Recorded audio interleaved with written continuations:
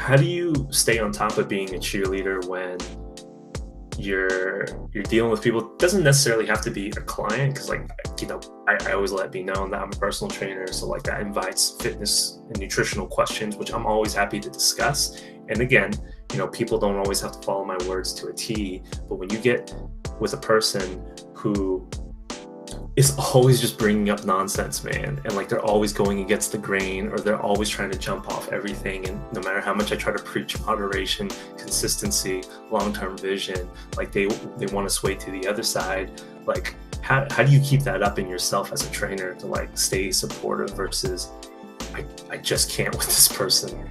I liken that to like someone who like believes pretty totally opposite of like things that you know to be factual. Yeah. Like, a calorie deficit, what elicits fat loss, like, with some like training, with working out, like that's going to just help like your overall physique. Like, these very like basic things. And then they, like you said, they'll come spouting off like stuff from left field. And it's like, take the best of what they say and try to always lean towards that. Like if they say something that like, to be true, it's like, absolutely, that's exactly it. And then like, as they say, I give them the, okay. Like, like very, don't dig in any more into it. If I think it's like safe, like if they're doing stuff safely, and even though it may be nonsense, if they truly believe it, if I come off as this, like they may take other things that I say with a negative like connotation because, oh, well, I didn't listen to the cool thing they just found out. Or now, for you, is that like an easy gear to switch to? Because like, if anything, like, like I said, I'll be honest with like the frustrations of being like a trainer. Like those are the moments where I'm like, humanity is doomed, or like, can I even be a trainer? I mean, like I totally get that, because like, yeah, there's definitely like, I don't know if John, I'm going to do keto, and then I'm running 3 hours every day now. Like, oh no, why?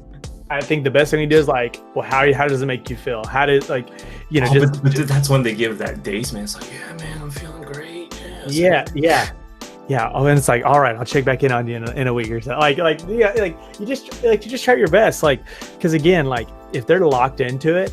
Now the great thing is when they come to you like questioning these kind of things, like, hey, what are your thoughts on this?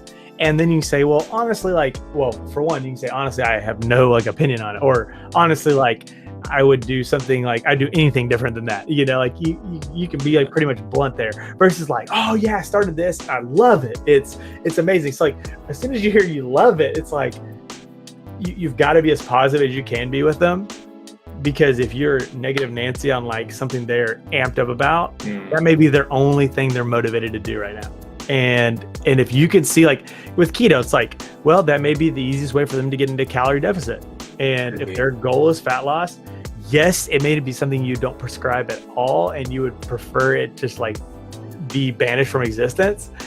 But it's like, well, shoot, if it's gonna be here, like, we might as well work with it. Like, so let's try to figure out like how many like steaks they need to eat in a day, like, or how many like egg sandwiches they have to make, like, to get something to work. I have to check you. You gonna check me out? Yeah.